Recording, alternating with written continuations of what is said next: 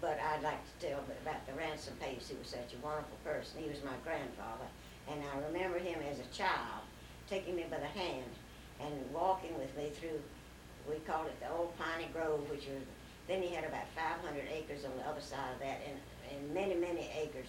Now this was near the Pace House? Right, the Pace House was built on that property. And that's where all the Piney Grove?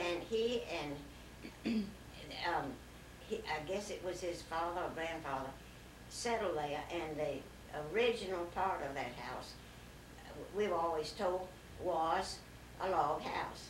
And I had visions of a cabin. But later on I found it was different. And then it was a log house, and then my grandfather and his wife, of course,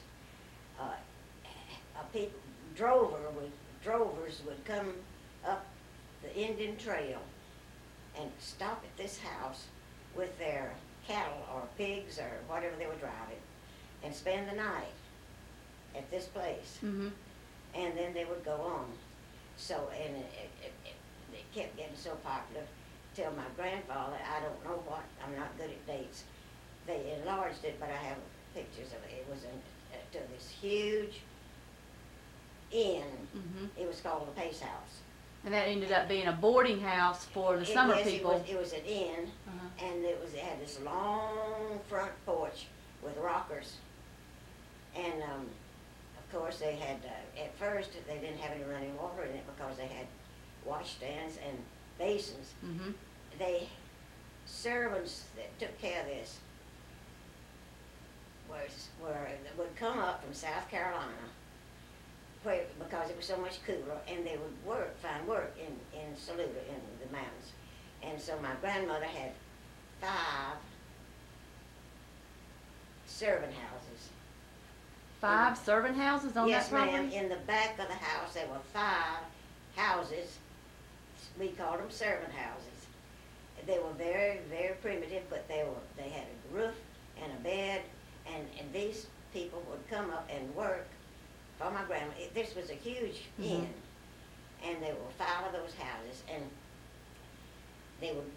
these people would stay there, and there's one in particular that I remember was a butler, and I have a picture of him, but I remember him in his white coat going around the dining room, huge dining room that had the white linen cloths on the table, and the goblets with the napkins folded in such a way, stuck in the goblets.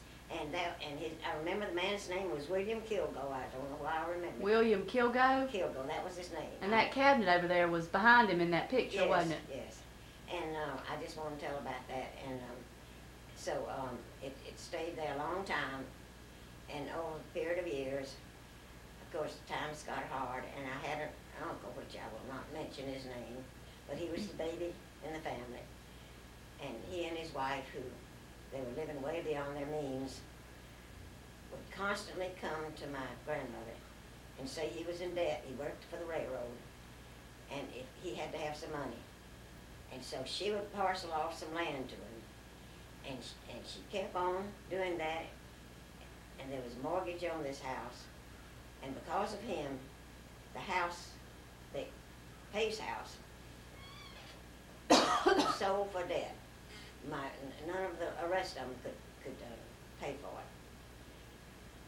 So I stayed there for a while, and then, but I'll tell this, that as a child, when I'd go down to there was a certain room that my grandmother always stayed in, and everybody said, now the log cabin is right above this room, so I had a vision of this house, little one-room cabin that they first started in.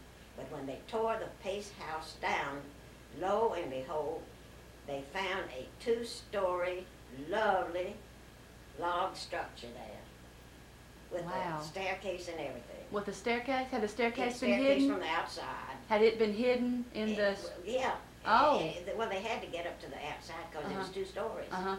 And of course, they relentlessly tore down the house, and they took down trees that had been brought over from England and built this nursing home.